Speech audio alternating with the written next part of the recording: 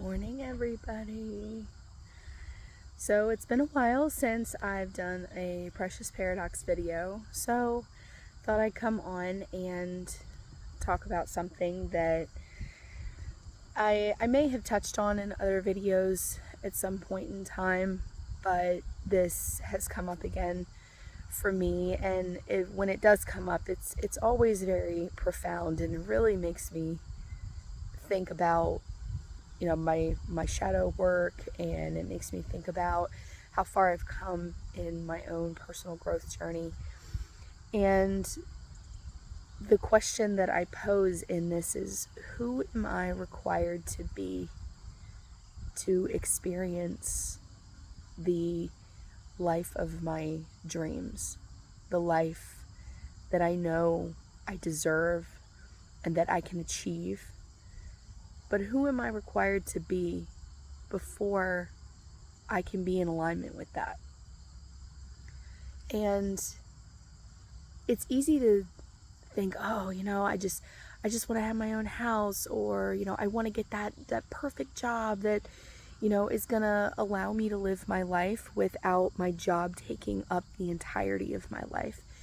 I want to have a healthy relationship and a fulfilling relationship with somebody.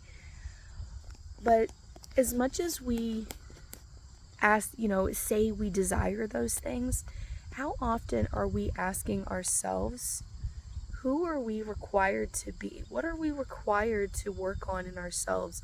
What are we required to change?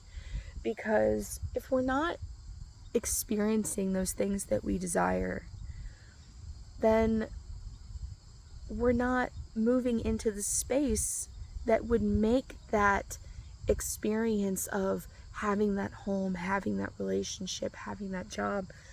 It's not going to be this grand, relieving, wonderful experience. If you want to have your own house and have a really happy and fulfilling home life, and something that is a sanctuary and makes you feel whole and doesn't add anything but positive to your life, but you're stuck in this space of constantly being stressed about, housework, or you're constantly, arguing with your kids, trying to get them to cooperate with you, that isn't the sort of energy you want to take into that wonderful sanctuary and space that you desire so greatly. So, what are you required to change? What do you need to address within yourself that would support you actually experiencing that? Maybe it's taking a bit of a break and not focusing so much on housework where you're at now. Prioritize what you really want to be doing and get comfortable with doing that, so that when you do experience having that home, you're already in alignment that I don't have to constantly focus on chores and housework and all of the, typical droning responsibilities, that I get to just enjoy it. So the way you align with that now is to start doing that. And it may be a process, because, things are hard sometimes. But that's, I think, really the missing key to a lot of things, that, we desire things and we constantly yearn for them, and then we feel desperate to have these things happen. And how often do we desire things out of a desperation that if they do finally come forward, oh gosh, I just want to be in a good relationship. I just want to be in a good relationship. And you eventually get a relationship that seems like it's great, that it seems like it's an improvement over the last one. But then over time, it seems like it's still not quite right.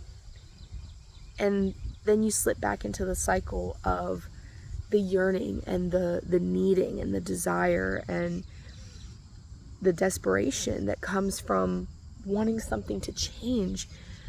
But we're constantly focusing on the outside situations not changing, but are we changing ourselves and our mindsets and our ways of thinking and processing things in order to experience that? So that's the big question that I find myself asking myself again is, who am I required to be in order to experience the ease and the joy of that which I desire? And I find that a lot of it is limiting beliefs, taught behaviors. It's things that I have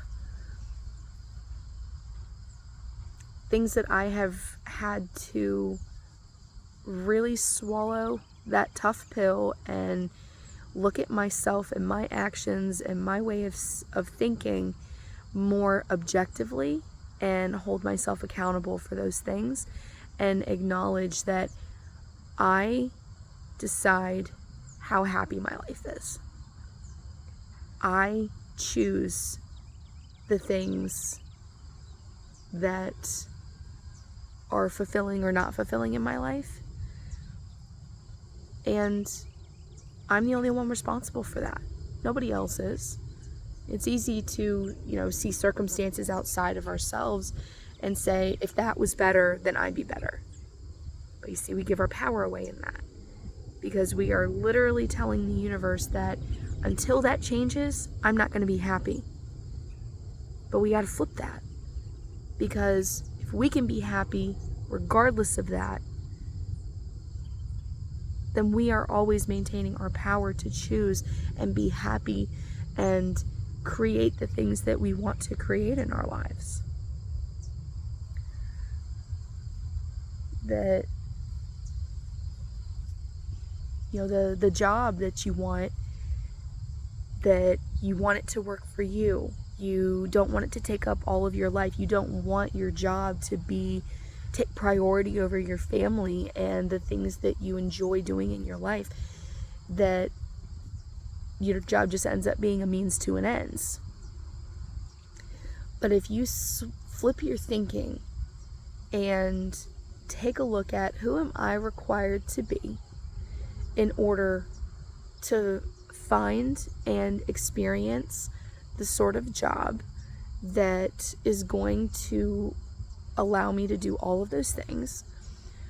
One, that could be, I'm worthy of having a job that's easy, that's going to pay me really well. And stop settling. Taking, for me, in my own experience, taking jobs because they pay well and, I'll figure it out, all the things that I'm not super crazy about the job, or, I don't really particularly care for this field or this line of work, but I'll do it because it's paying well. When we constantly choose to do things for the pay only, we're never really going to be happy, because, money doesn't buy happiness, right?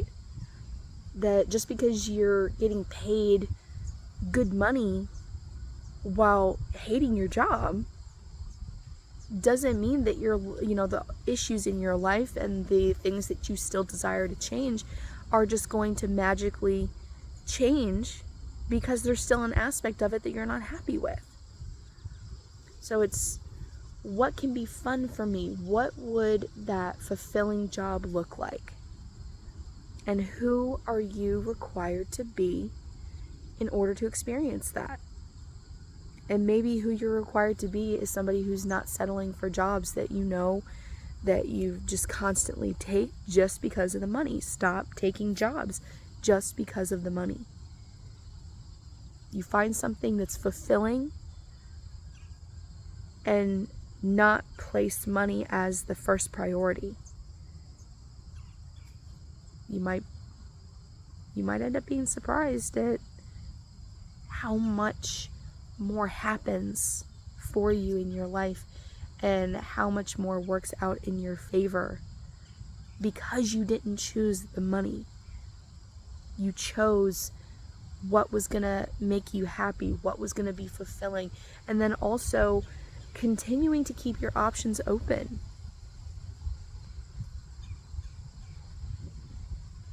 But rooting it back to who are we required to be, that's going to come down to asking a lot of tough questions. Posing a lot of tough questions to ourselves. What would make me happy? What sort of limiting beliefs do I carry about what sort of job that I should have or that I need to have? There are plenty of people who make really good money doing exactly what they love, or they find that they're doing something that they didn't realize they loved. And that's not because of luck. That's not because, somebody had a better opportunity than you. There's a mindset factor that goes into this, that if you constantly look at your situations as being, things happen for other people, but things don't happen for me, and it's because of A, B, C, all the way to Z, then you're always looking at the ways it can't work for you.